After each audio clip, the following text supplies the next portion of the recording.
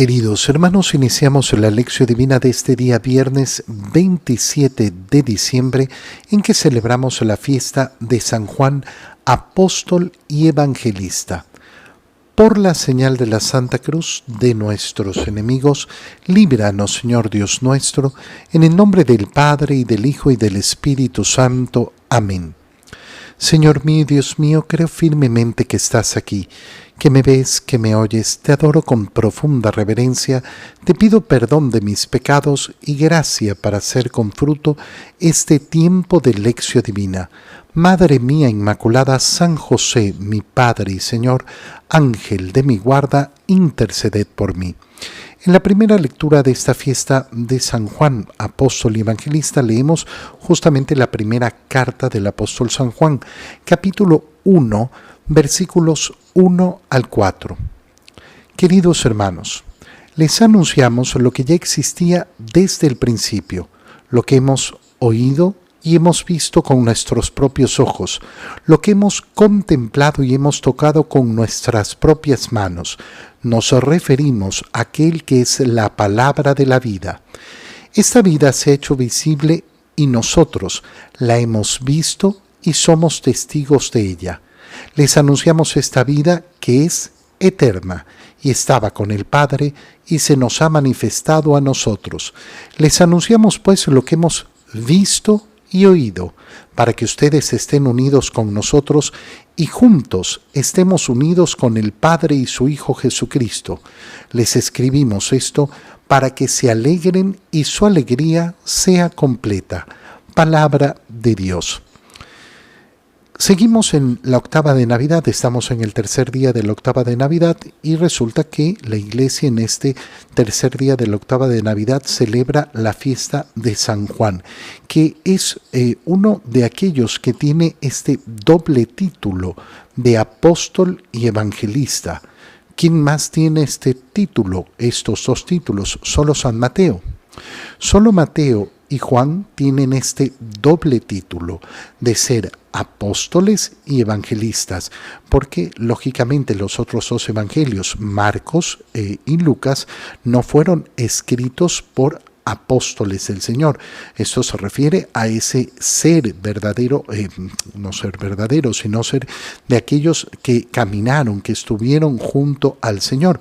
Marcos era discípulo de Pedro, Lucas fue discípulo de San Pablo, y entonces los únicos que tienen este doble título de apóstoles y evangelistas son Mateo y San Juan. Es importante además tener claro que es bellísimo que en este tercer día de la octava de Navidad celebremos a San Juan, apóstol y evangelista. ¿Por qué digo que es bellísimo? Fíjate cómo ayer, segundo día de la octava de Navidad, celebramos a San Esteban, protomártir. ¿Por qué? Porque ese niño que ha nacido nos invita a dar la vida por él, como lo hizo San Esteban.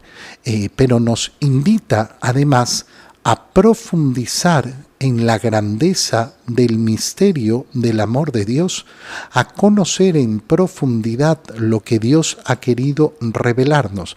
Y San Juan es aquel evangelista que más alto vuela, que más profundidad nos da en el entendimiento de aquel misterio tremendo que es la palabra hecha hombre. Y justamente sobre esto nos habla en esta primera lectura que hemos hecho de su primera carta. Inicia la carta diciendo que anunciamos lo que ya existía desde el principio. Fíjate cómo se relaciona la primera carta del apóstol San Juan con el mismo Evangelio de San Juan. Hemos leído durante la misa del día de Navidad el prólogo del Evangelio de San Juan. ¿Y cómo inicia ese prólogo? En el principio. En el principio existía el verbo, existía la palabra, y la palabra estaba junto a Dios y la palabra era Dios. Esto es lo que está diciendo en la primera carta, que nos anuncia lo que ya existía desde el principio, es decir, ¿qué cosa? El verbo de Dios, la palabra de Dios que se ha hecho hombre, y lo explica inmediatamente. Aquello que ya existía desde el principio, es decir, desde antes de que todas las cosas fueran creadas. Acuérdate que la expresión en el principio se refiere a antes de la creación, antes del tiempo. ¿Por qué? Porque es la palabra con la que inicia el libro del Génesis. Génesis, el origen. Es decir, antes de que todo fuera creado, a eso se refiere en principio, lo que hemos visto y oído. Es decir, aquello que existía desde siempre y existe para siempre, aquel que es la vida, la eternidad, nosotros lo hemos oído, lo hemos visto con nuestros propios ojos. ¿Qué está diciendo en definitiva San Juan? Está diciendo que ese que estaba en el principio se ha hecho visible a nuestros ojos. Lo hemos escuchado hablar, lo hemos contemplado, lo hemos tocado con nuestras propias manos. Es decir, Dios se ha hecho visible a los hombres en nuestro Señor Jesucristo. Nos referimos a aquel que es la palabra de la vida. Nos referimos a aquel que existe entonces desde el principio, aquel que no ha sido creado, Dios de Dios, luz de luz, Dios verdadero de Dios verdadero. Pero esta vida se ha hecho visible. Nosotros la hemos visto y somos testigos de ella. Esta es la labor de los apóstoles. La labor de los apóstoles es justamente ser testigos de Jesucristo, reconociendo en Jesucristo a aquel que es verdadero Dios y verdadero hombre. Les anunciamos esta vida que es eterna y estaba con el Padre y ahora se nos ha manifestado a nosotros. ¿Por qué? Porque se ha hecho hombre. Les anunciamos entonces lo que hemos visto y oído. ¿Y para qué lo anunciamos? Para que ustedes, es decir, tú y yo, estemos unidos a ese testimonio de los apóstoles. Qué bonito es recordar, como lo hacemos cada vez que celebramos la fiesta de los apóstoles, que nuestra fe es apostólica. ¿Por qué? Porque está basada en este testimonio, en el testimonio de los apóstoles. Es decir, cuando yo digo, ¿por qué crees en la Biblia? ¿Por qué crees en Dios? ¿Por qué crees en Jesucristo? Porque le he creído al testimonio de los apóstoles que se ha transmitido a lo largo de los años, para que entonces estemos unidos a ese testimonio de los apóstoles y juntos podamos entonces estar unidos con el Padre y su Hijo Jesucristo. Es decir, la finalidad de la propagación del Evangelio, del anuncio del Evangelio, del testimonio de lo que es Jesucristo y de quién es Jesucristo, está ahí ¿para qué? Para que entremos en comunión con el Padre a través del Hijo, a través de su Hijo Jesucristo que se ha manifestado en medio de los hombres. Y esto, ¿qué nos va a permitir? La alegría. Por eso les escribimos esto, para que se alegren y su alegría sea completa. Qué bonitas palabras para profundizar, porque la alegría verdadera, ¿en qué la vamos a basar? Nosotros podemos elegir en esta vida buscar las alegrías del mundo. Y ya hablamos siempre de la superficialidad de la alegría del mundo. ¿Cuánta superficialidad hay en el tiempo de Navidad? Fíjate cómo para la gran mayoría de personas, Navidad se acabó. Ya se acabó, ya pasó. Es una pena tan profunda para muchos católicos, porque ya no hablemos del mundo pagano, donde no saben vivir otra cosa, pero para muchos católicos la Navidad ya pasó. Cuando nosotros sabemos perfectamente que recién hemos empezado, recién hemos iniciado la gran fiesta, la fiesta de la Natividad de nuestro Señor. Ahora es cuando estamos llenos de alegría cantando esos villancicos. ¿Por qué? Porque ahora la cuna ya no está vacía, la cuna está llena. Tenemos a quien cantarle esos cánticos. Para muchos ese tiempo ya pasó, se acabó. Con suerte llegaron al 24 de diciembre en la noche, con suerte el que más llegó al 25. No, pues eso ya, Navidad ya pasó. Pues si estamos en el tercer día de la octava de Navidad. Ahora es cuando vivimos la alegría. Claro, la decisión es siempre la misma. Decidir entre la superficialidad, las alegrías que ofrece la superficialidad, o elegir por la verdadera y la profunda alegría que nos da el encuentro con el Señor. En el Evangelio leemos el Evangelio, perdón que está mal hecha la anotación, el Evangelio de San Juan, capítulo 20, versículos 2 al 9. El primer día después del sábado, María Magdalena vino corriendo a la casa donde estaban Simón Pedro y el otro discípulo, a quien Jesús amaba, y les dijo: se han llevado del sepulcro al Señor y no sabemos dónde lo habrán puesto. Salieron Pedro y el otro discípulo camino del sepulcro. Los dos iban corriendo juntos, pero el otro discípulo corrió más a prisa que Pedro y llegó primero al sepulcro, e inclinándose miró los lienzos puestos en el suelo, pero no entró. En eso llegó también Simón Pedro, que lo venía siguiendo, y entró en el sepulcro. Contempló los lienzos puestos en el suelo y el sudario que había estado sobre la cabeza de Jesús, puesto no con los lienzos en el suelo, sino doblado en sitio aparte. Entonces entró también el otro discípulo, el que había llegado primero al sepulcro, y vio y creyó, porque hasta entonces no habían entendido las Escrituras según las cuales Jesús debía resucitar de entre los muertos. Palabra del Señor.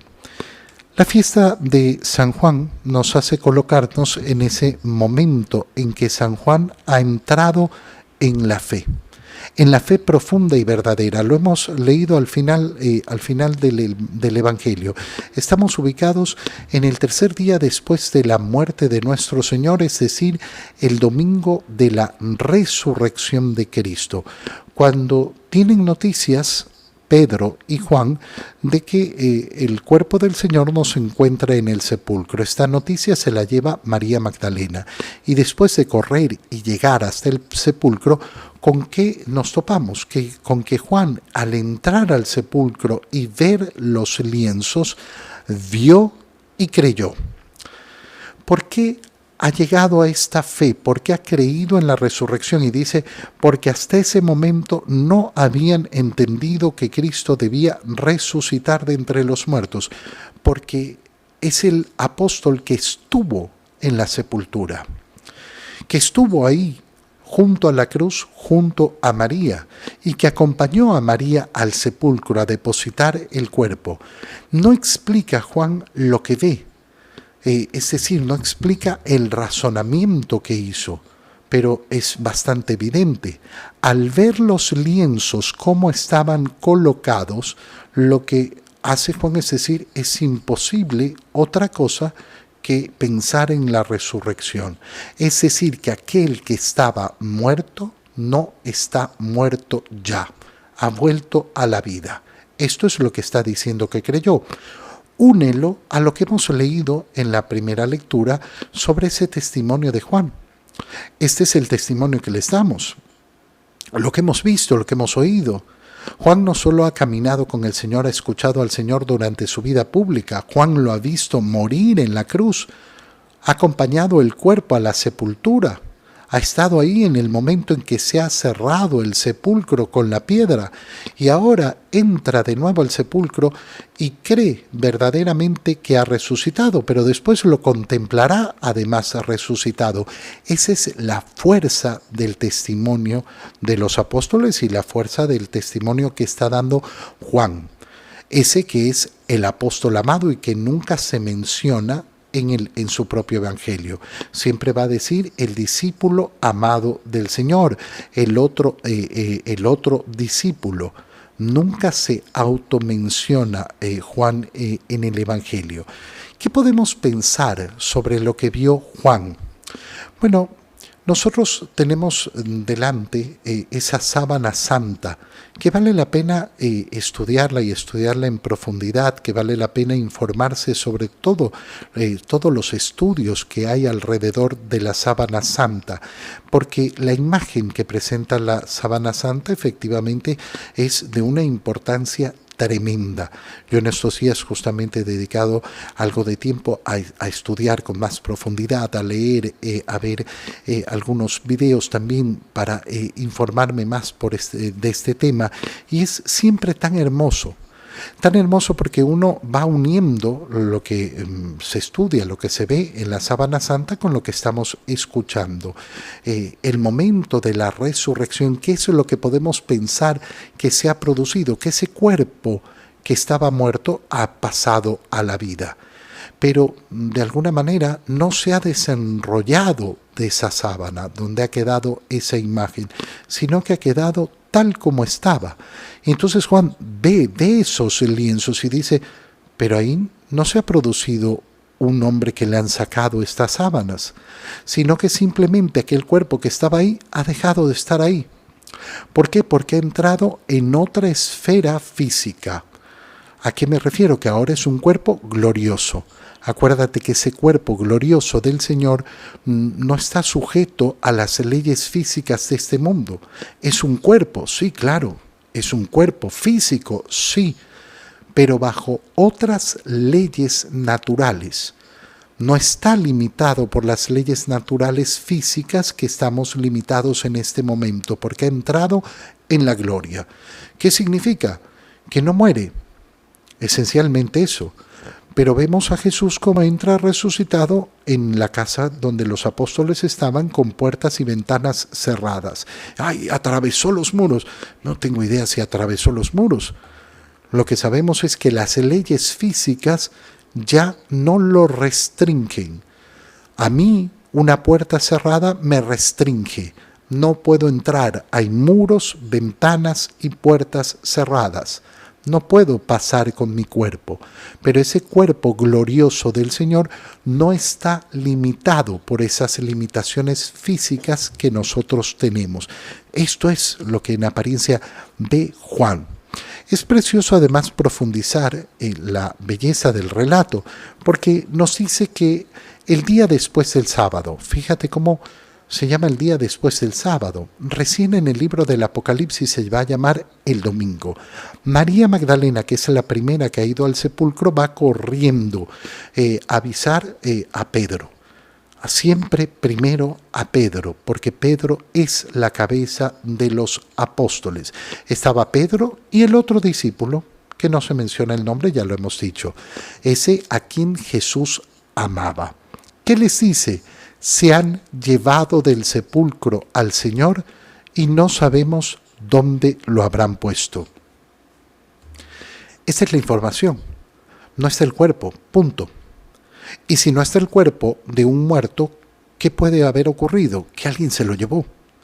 Esta es la primera información. Esa es la primera información a la cual pueden llegar como conclusión. María Magdalena dice, si no está el cuerpo, lógico que alguien se lo llevó. Todavía no llegan a esa fe de la resurrección. Juan llegará a esa fe después. Salen Pedro y el otro discípulo corriendo, pero claro, como Juan era más joven, corre más a prisa. Llega primero que Pedro, pero no entró. Simplemente se inclinó y miró los lienzos puestos en el suelo, pero no entró. Qué belleza, ¿no? María Magdalena va a ver a Pedro. Pedro y Juan salen corriendo. Juan corre más rápido, llega al sepulcro, pero espera a Pedro. Primero se le informa a Pedro. Se espera que Pedro llegue y entre primero. Son las maneras como San Juan en su Evangelio nos muestra esa primacía de Pedro, ese estar en primer lugar. Después ya entra, contempla los lienzos, ahora no los ve, los contempla, puestos en el suelo, y el sudario que había estado sobre la cabeza puesto no con los lienzos, sino doblado en sitio aparte. Y entonces entra el discípulo y vio y creyó. porque ha entendido ahora cómo Jesús, según las Escrituras, debía resucitar de entre los muertos. Qué belleza en esta octava de Navidad haber recordado ayer que ese niño que ha nacido en el pesebre da la vida por nosotros y nosotros debemos estar dispuestos a dar la vida por él. Y hoy contemplar que ese niño que ha dado la vida por nosotros en la cruz ha vencido al pecado y a la muerte, ha resucitado al tercer día. Te doy gracias, Dios mío, por los buenos propósitos, afectos e inspiraciones que me has comunicado en este tiempo de lección divina. Te pido ayuda para ponerlos por obra. Madre mía Inmaculada, San José, mi Padre y Señor, Ángel de mi guarda, interceded por mí. María, Madre de la Iglesia, ruega por nosotros. Queridos hermanos, que el Señor los bendiga y los cuide. En el nombre del Padre, y del Hijo, y del Espíritu Santo. Amén. Un muy feliz día para todos y un feliz fin de semana.